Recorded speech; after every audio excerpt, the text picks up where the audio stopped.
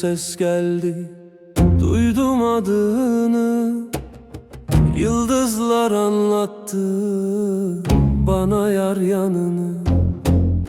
Bir rüya mıydı yoksa sen misin yine? Bir hasret çöktü gönlümün derinine. Ah gönül söyle, niye susarsın? Yar gitti sen hala beklersin. Bir umut gibi soldu baharım, yalnızlığa kaldım yarınsızım.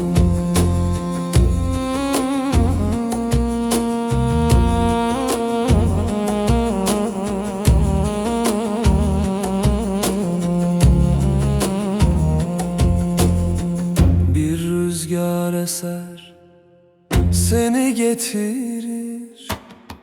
Yüreğimin her yanı titrer erir. Bir ışık yanar uzak dağlarda, sen varsın sanki o karanlıklarda. Ah gönül söyle, niye susarsın? Yar gitti sen hala beklersin. Bir umut gibi soldu baharım, yalnızlığa kaldım yarınsızım.